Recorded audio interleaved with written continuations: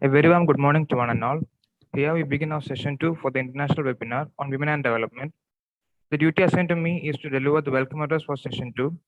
First of all, I would like to welcome Mr. Arunkumar, PhD Scholar of the Department of Economics, University of Kerala, as the moderator of the session.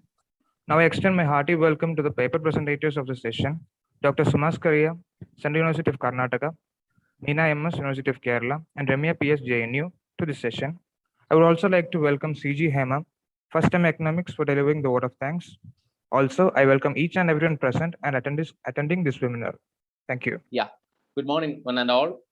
It's a great occasion to discuss the various dimensions of women empowerment, the theory and practice, the impact of various social experiments which has been conducted so far, regional, national, and global narratives on the role of various socio-political institutions in the process of empowerment, the choice and implementation of sustainable models, its prospects and challenges, the need for gender sensitization, gender equality, gender politics, strengthening of law and the administration of justice will be discussed.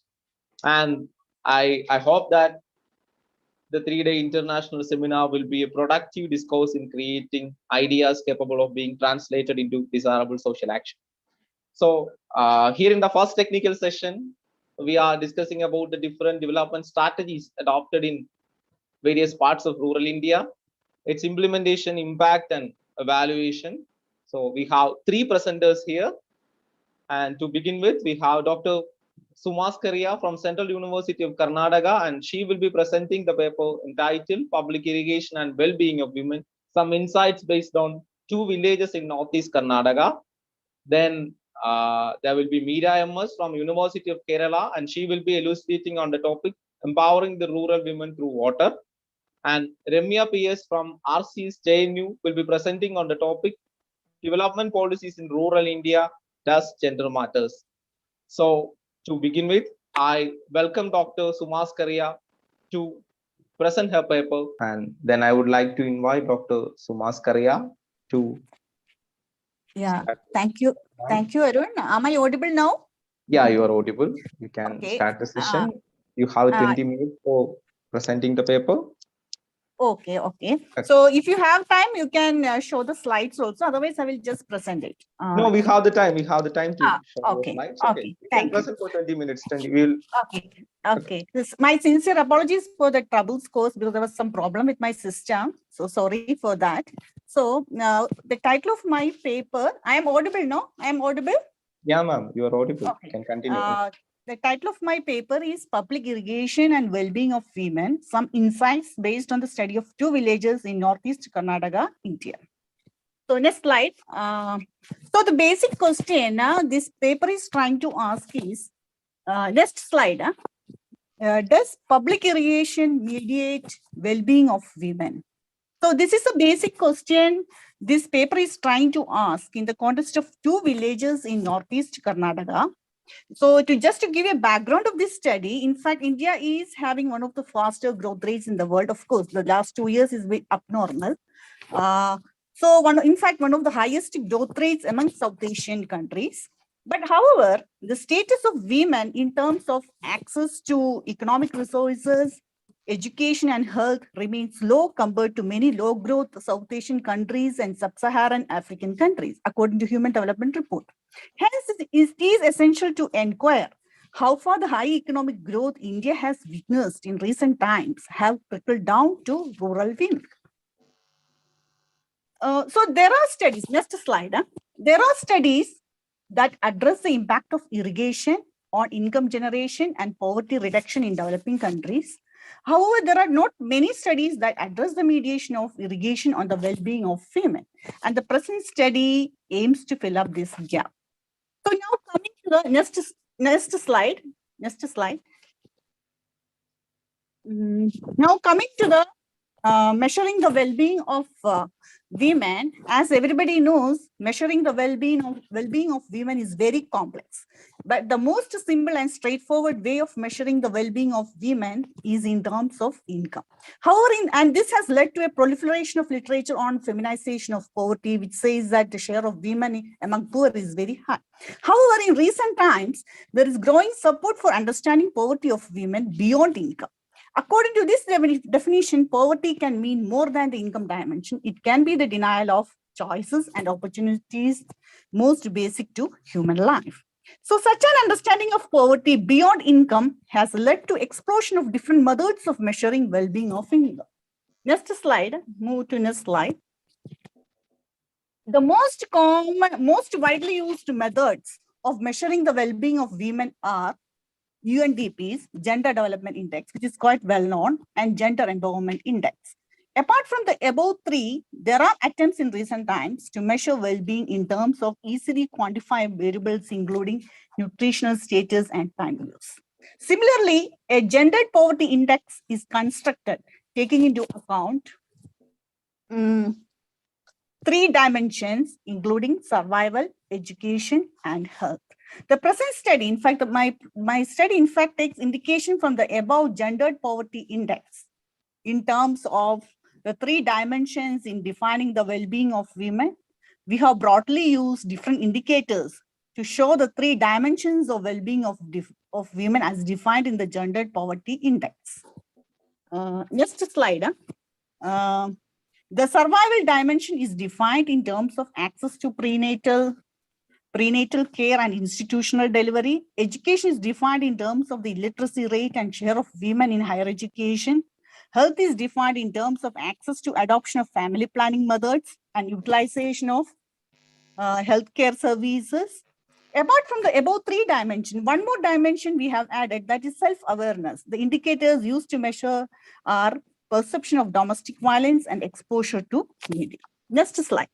Area of study. And just to give a brief introduction of the area of study, this Northeast Karnataka, popularly known as Hyderabad Karnataka region, is considered as one of the most backward and arid regions in India.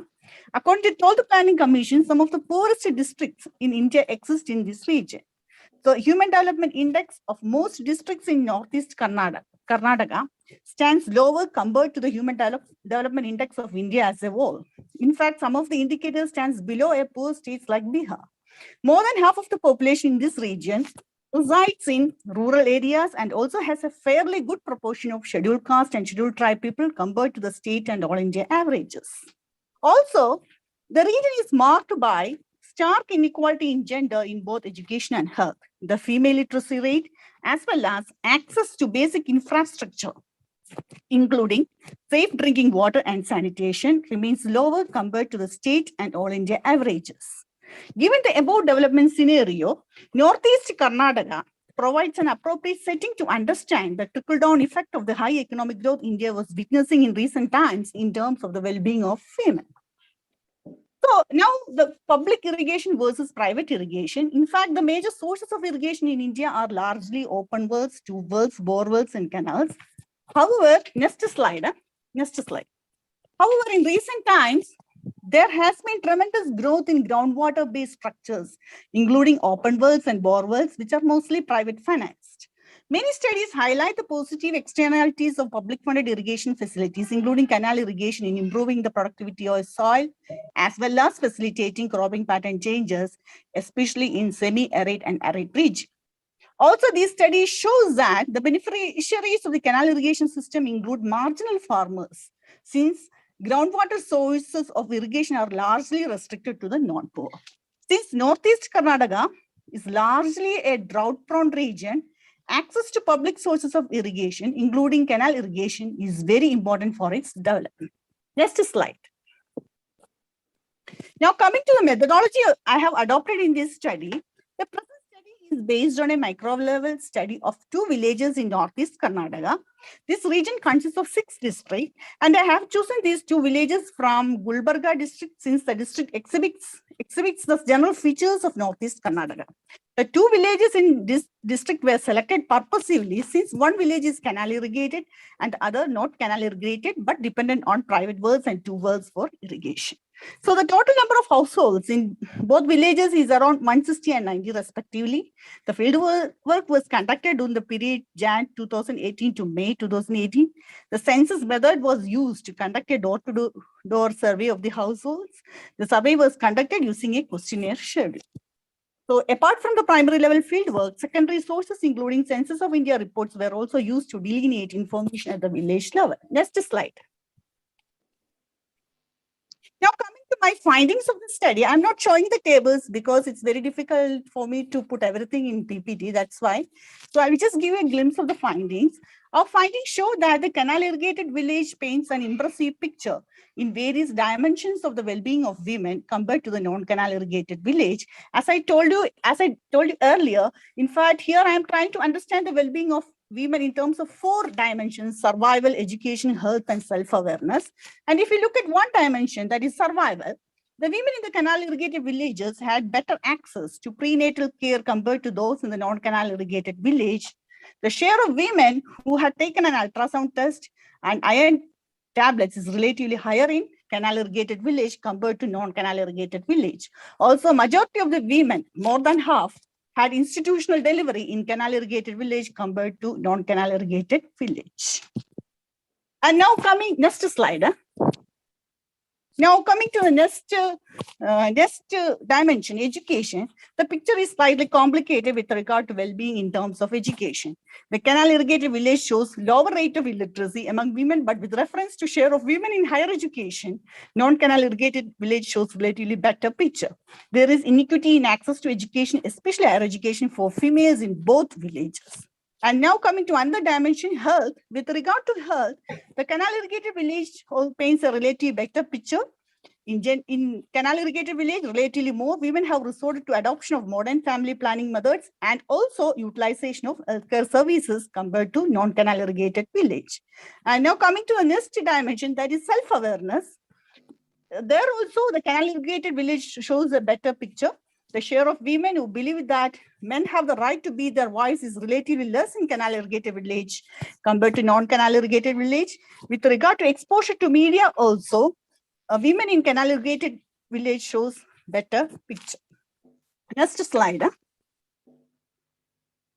Land and irrigation. In fact, what explains these outcomes? What explains the outcomes, differences in outcomes between canal irrigated village and non-canal irrigated village? I'm just trying to give an explanation.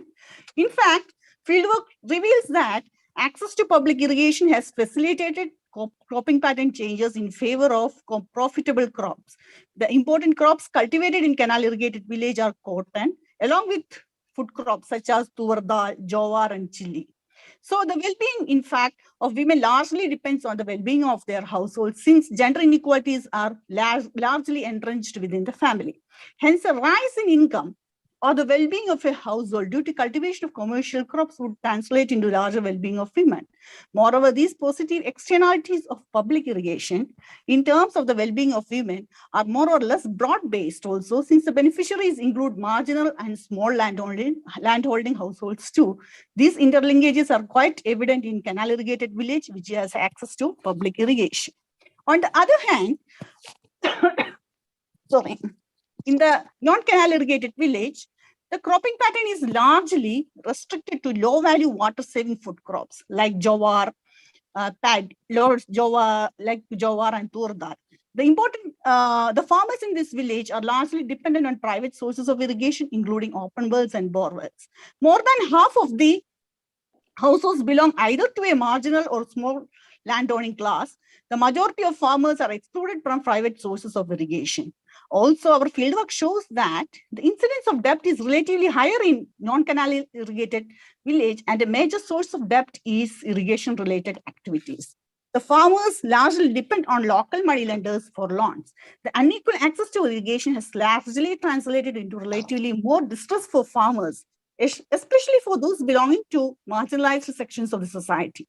The benefits of private sources of irrigation are largely restricted to upper strata of the rural society. Such a situation has adversely affected the various dimensions of well-being of the majority of women in this village. Next slide. Access to irrigation is largely linked to land distribution. The marginal and small landholders are completely excluded from the private sources of irrigation since it involves huge private investment. These inequities in land distribution and irrigation automatically translate into inequalities in income among rural households. In fact, there were radical land reform measures in 1974 which are considered as very radical in nature, had different outcomes on various regions within the state of Karnataka. The most important measures formulated were the following. First, there was a total ban on the leasing out of land by landlords. And secondly, tenancy was abolished. Another important measure was a drastic reduction of land ceiling to around 10 acres of land. However, these land reform measures had different outcomes in different regions of the state. For instance, the nature of tenancy varied between regions. In South Karnataka, big landowners used to lease out land to small landowners. But in Northeast Karnataka, there was reverse tenancy, where small landowners used to lease out land to big landowners. Hence, the beneficiaries of land reform measures were mostly big landowners in the Northeast Karnataka. Next slide. Now coming to the summary and conclusion, in fact, the findings of this study shows that public irrigation mediates the well-being of women. The canal irrigated village shows relatively better performance in various dimensions of well-being. The relative better performance of the canal irrigated village in different dimensions of women's well-being is explained in terms of access to public irrigation and incomplete land reforms in the region.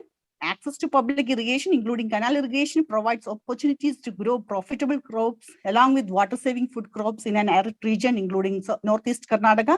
Since the well-being of a woman depends largely on the well-being of her household, a rise in income or opportunities for growth among households, irrespective of caste and class, would translate into well-being for the majority of women. Such a trickle-down effect is quite evident in the canal irrigated village. On the other hand, in the non-canal irrigated village, access to irrigation is restricted only to the upper strata of the rural society. Hence, the trickle-down effect of growth is relatively lower, and as a result, the well-being of a majority of the women in the non-canal irrigated village in various dimensions is poor compared to that in the canal irrigated village. The access to public irrigation, private irrigation is largely linked to land distribution. The land reform measures enunciated by the state of Karnataka during the post-independence period had differential impact on different regions. Also, in recent times, many of the radical land reform measures were reversed due to the aggressive neoliberal policies followed by the state since 1991. Our study shows that any attempt to improve the well-being of women should focus on families too, since gender inequalities are very much embedded within the family. However, in recent times, undue attention has been directed towards women targeting programs on the premise, next slide, on the premise that, next slide, on the premise that access to market would automatically translate into the well-being of women. The structural factors that reinforce patriarchal ideology within a family are largely ignored in these programs with a narrow technocratic approach. Next slide. However, in recent times, especially in the post-liberalization period, there has been rising focus on private investment in irrigation.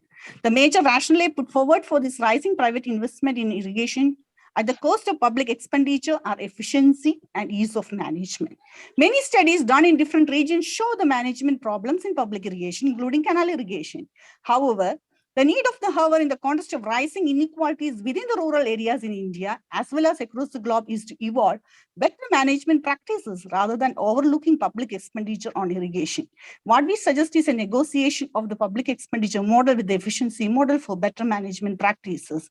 There should be public expenditure on irrigation, but at the same time, it should be micromanaged at the local level in an efficient and equitable manner through involving different stakeholders belonging to different strata of rural study. As this study shows, the public expenditure in irrigation not only has the potential to reduce poverty in an agrarian society, but also plays a major instrumental role in improving the well-being. Next slide.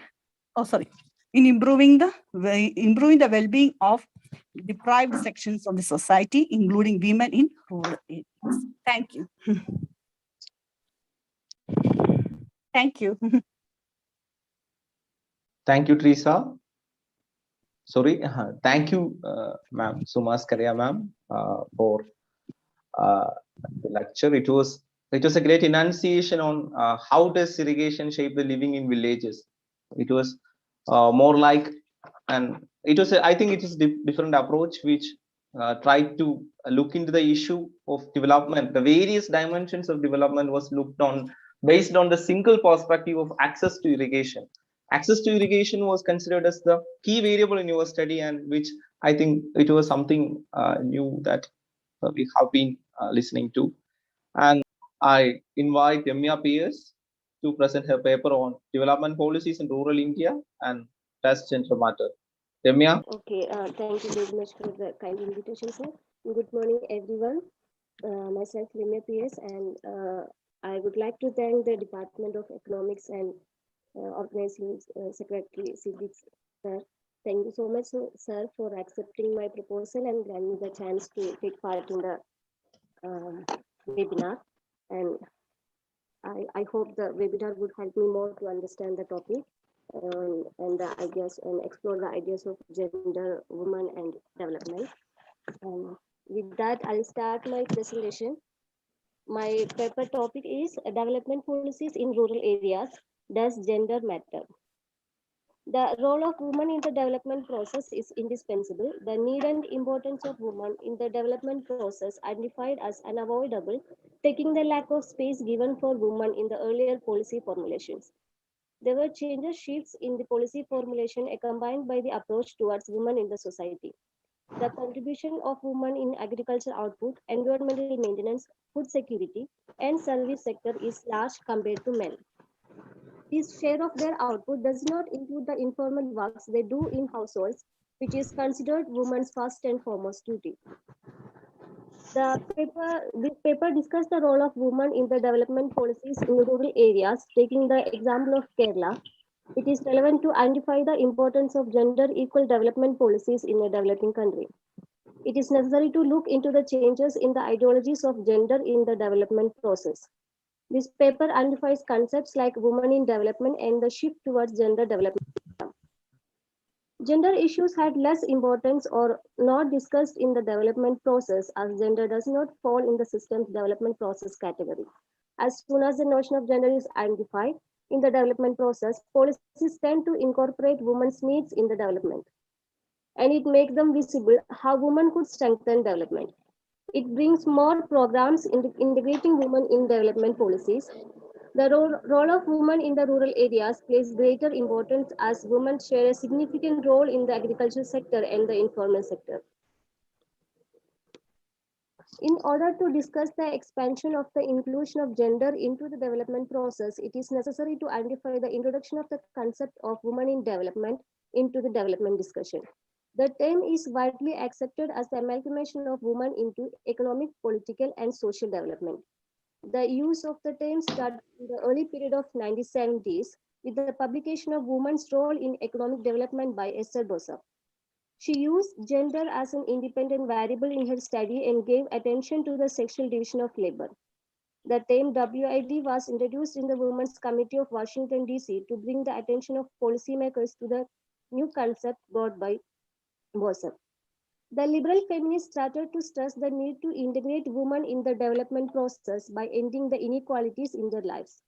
UN Commission on the Status of Women Act for the need to ensure education, and the US Women's Movement stressed employment equality, seeing economic dependency as the base for operation. The US women movement and development experts stress that the male biased development policies kept women out of the beneficiaries of the development process and urged for the integration of women in the coming policies. It is strengthened by the evidence from the third world countries where women lack the development progress and are least advanced from such policies. Since the integration of women became the catchword of development policies, aid agencies such as USAID and World Bank started to rectify the alleged male-biased policies by incorporating women in the existing development programs in the third world countries. Integrating third world women into the development process and the national economic and political structure would generally change women's social and economic status in the household and outside. By integrating women into the national economy, they argued that the development of women's economic status would eventually reflect in the gender relations of the family and society. The primary critique of the integration policy would see that integration women into existing development policy did not accredit the existing contribution of women into the economic process. Women's role and participation in community development, household activities, and informal market were not adequately represented in the national economic process. That strengthened the idea of the invisibility of women's contribution to the economy. Another critical variable of lack of support for women in the development process is the cultural barriers and existing gender order in the society. The case of Indian rural women needs to be analyzed in the context of existing social institutions of marriage, religion, and caste, how these patriarchal social institutions and gender order in society keeps women out of the development process. A section of women in the society privileged with their caste, marital status, and class.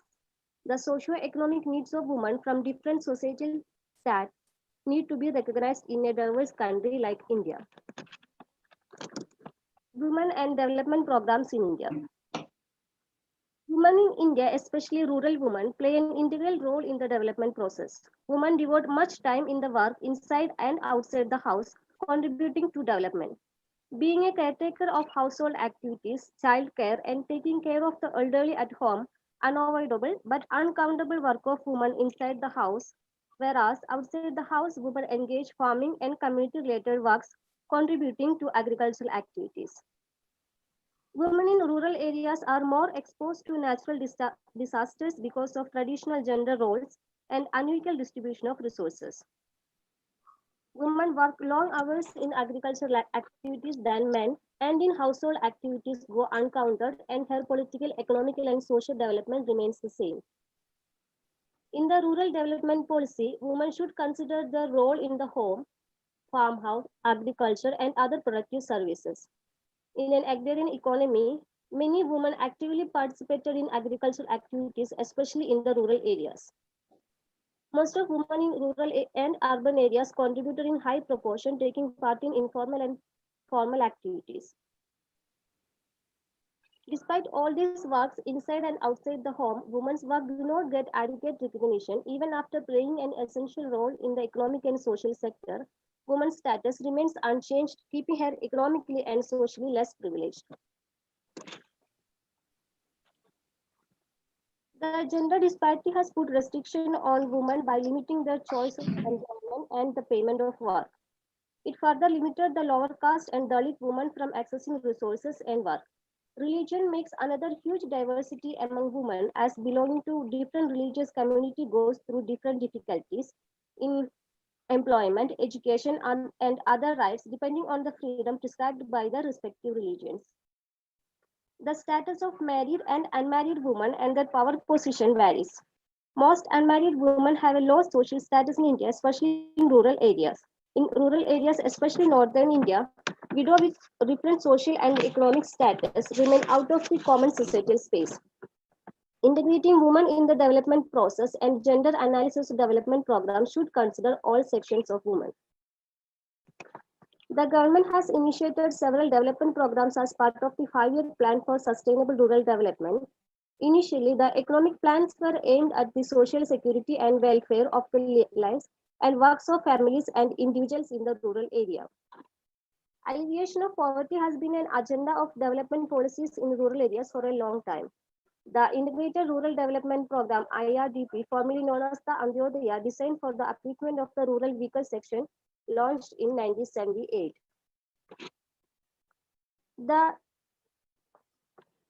Even with the long-term development policies for the betterment of rural areas, gender gap in the rural areas continues to make disparity, making the empowerment of women a distant goal.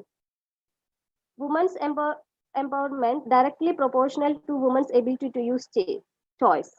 Education makes women empower themselves and expand their choices of employment.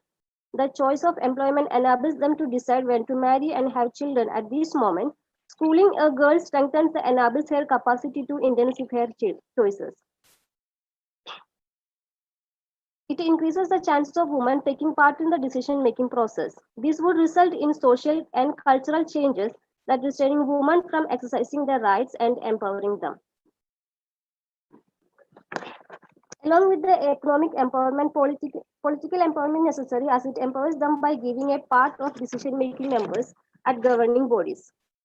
The social and cultural limitation keeps women away from the development process as programs like childcare, cooking, and nutrition are the only areas associated with them. The development policies focusing mainly on the education and health of the women remarkably emphasize their reproductive role and childcare.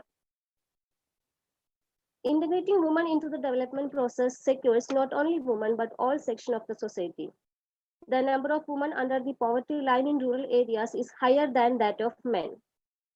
The rise in the number of woman-headed families under the poverty line significantly exposed the poverty among women.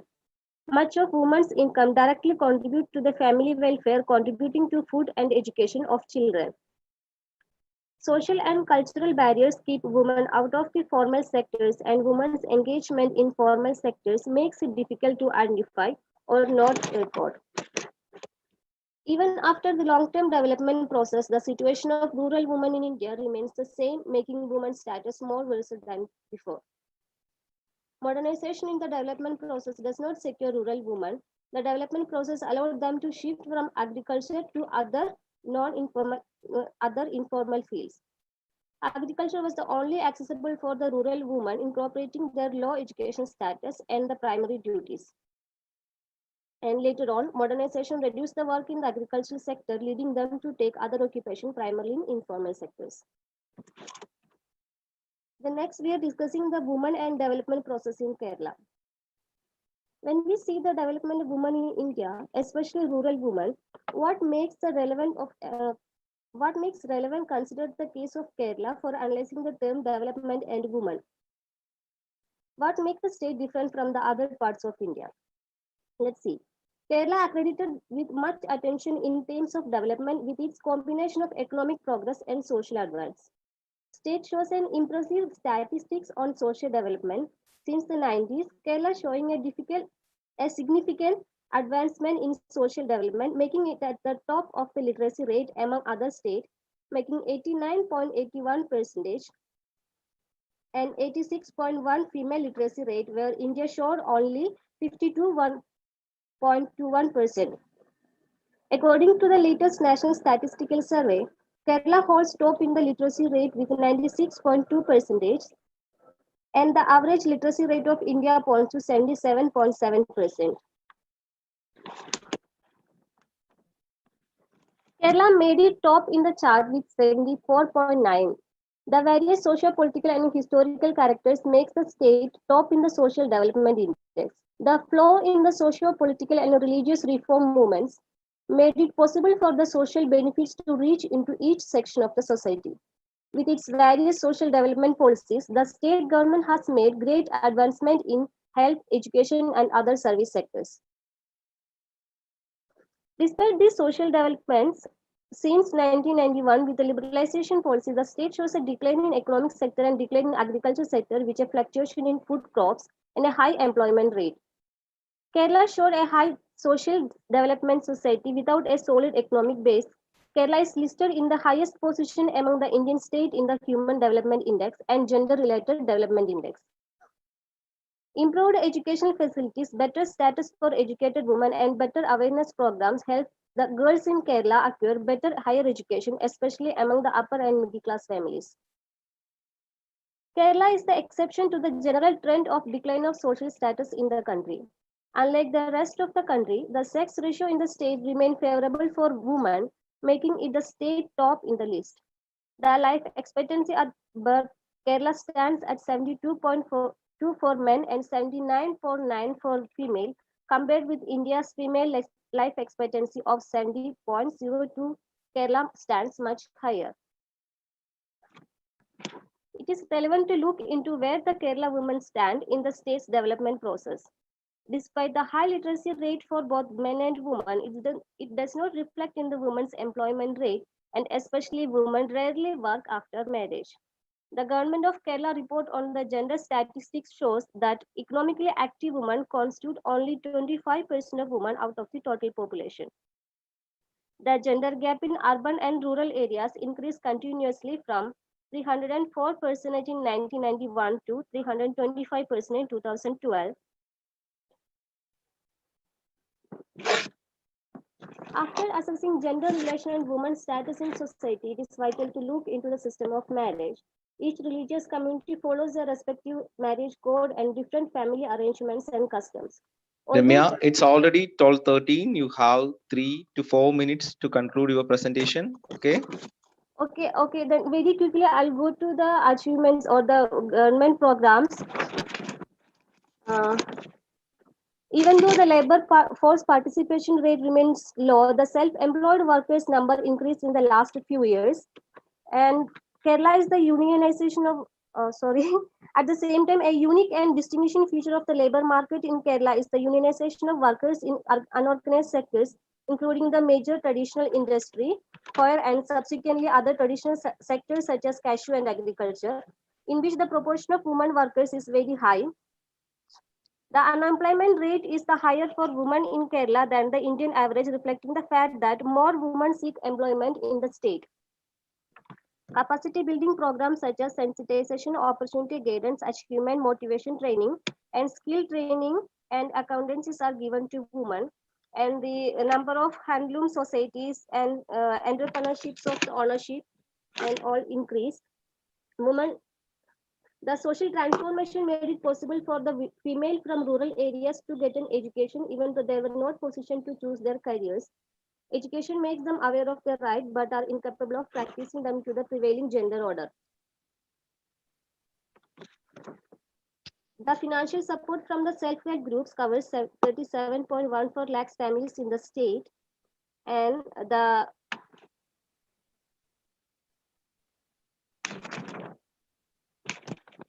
Government of Kerala took up measures to ensure the freedom and safety of women through the mechanisms and some projects such as Endekudu projects and She Lords, which ensures the accommodation facilities for women travelers and district level women policies, patrols and policies control rooms for women in all districts.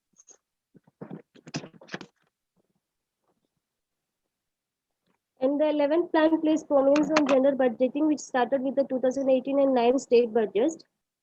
And besides the economic empowerment, the Kudumbashree promotes social development of women through their participation in various ways in decision-making process and programs to tackle atrocities against women.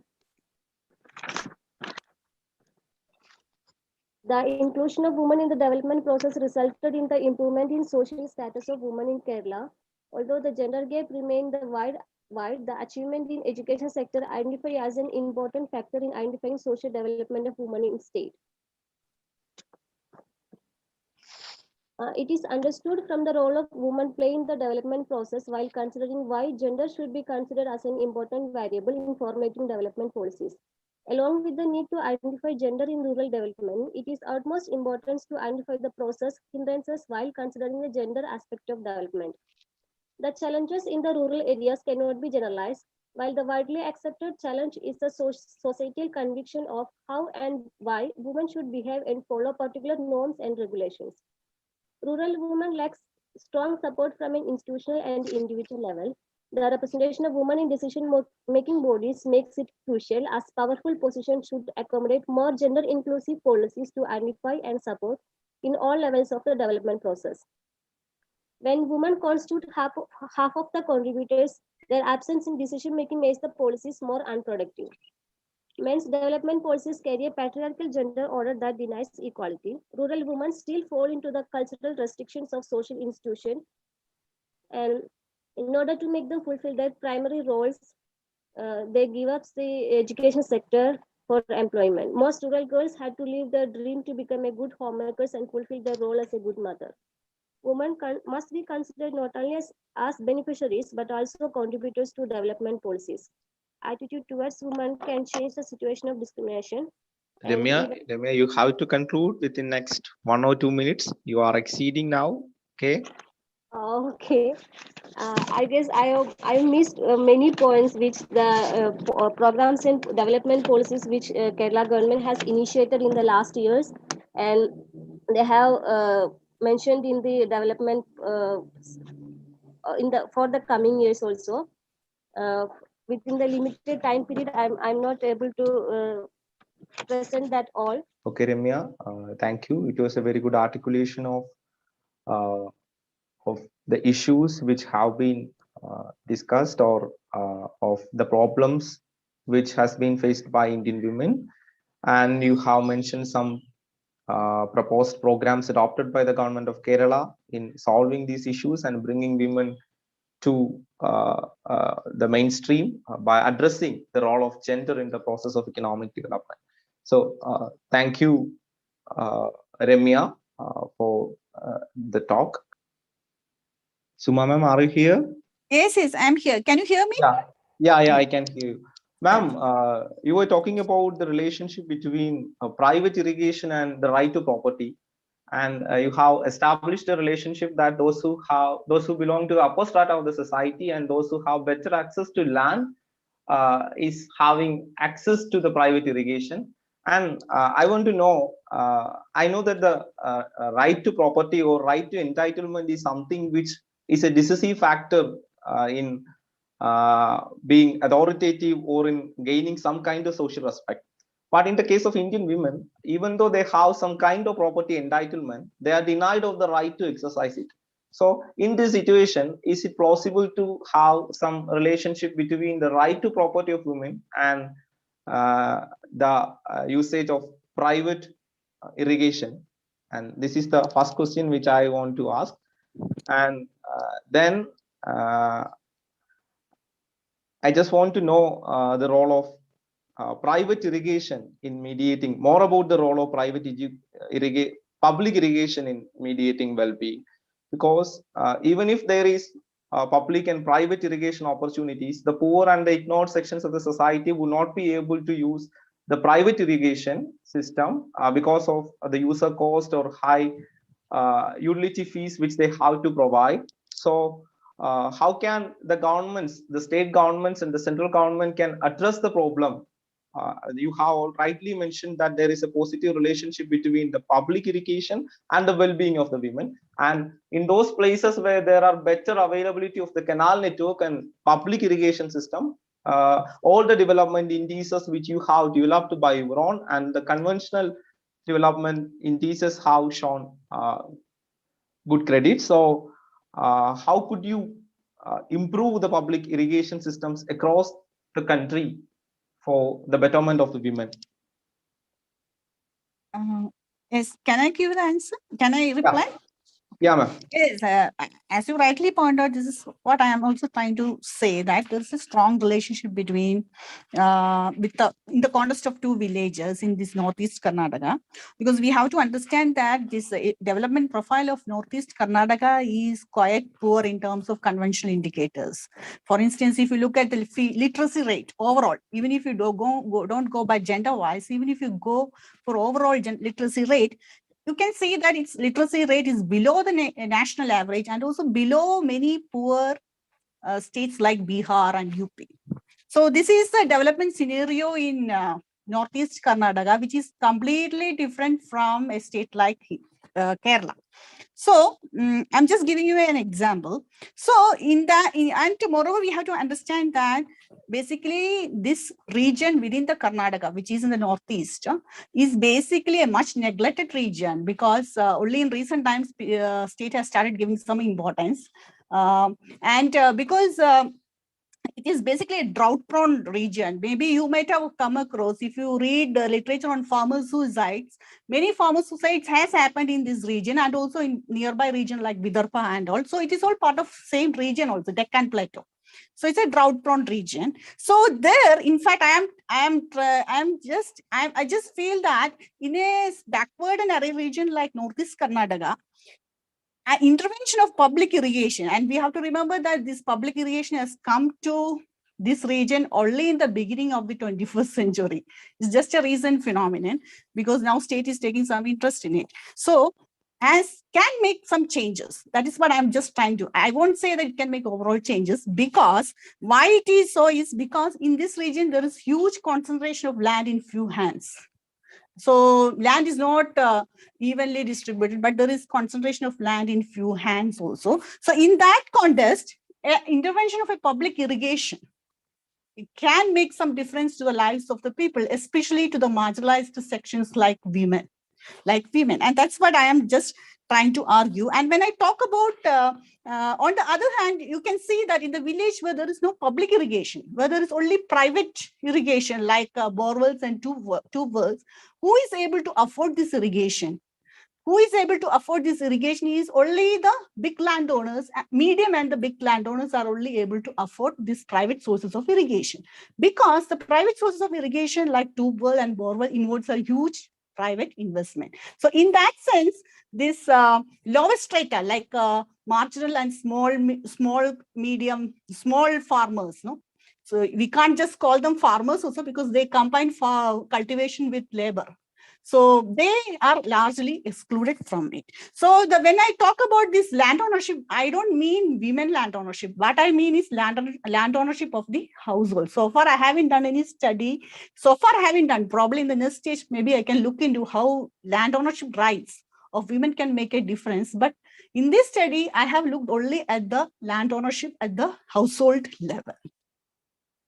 So that is what. So in that sense, there's a strong connection between public irrigation and well-being of women, and at the same time, access to irrigation is also strongly connected to the land distribution pattern also, because the private irrigation is accessible only to the upper strata or the big and medium landowners. Is it? Am I able to clear your doubt? Yeah, ma'am, it's fine. And in that case, we can wind up the session, because the other presenter, Meera, is not able to join because of the issue. Okay. So let us conclude the session. I would like to congratulate both the presenters. Both the sessions were really, really good. And the first presenter was just, and I think it was a detailed account of the problems in India, the need for addressing gender in the process of development, the policies which has to be formulated, and the policies which is done. And it was like an evaluation of the policies which the government has adopted, and she was suggesting something more for including gender into these development prospects. And in the second paper, it was more like a detailed evaluation, a micro level evaluation of the remote villages in Karnataka. And I think the gender related issues across the various parts of the country is different, and it requires unique solutions. And in this sense, Dr. Suma Scaria has tried to look into the issues faced by the village on backdrop of the access to irrigation, and she have coined her own yardsticks, her own dimensions in explaining the various development issues in the concerned study area on the basis of irrigation. So thank you all for the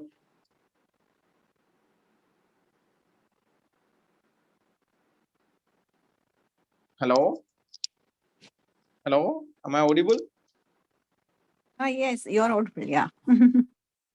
You're audible. Hello. You are audible. Yeah. Okay. So thank you all for the valid inputs you have given. So I just like to conclude the session. Thank you. No, there is a formal vote of thanks, right? Yeah.